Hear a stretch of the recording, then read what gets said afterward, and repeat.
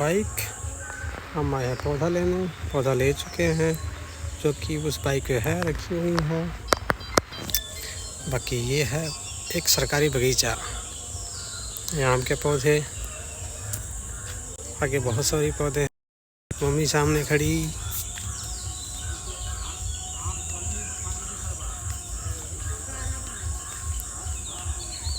वो लीची का पौधा, पूरा उसका पेड़।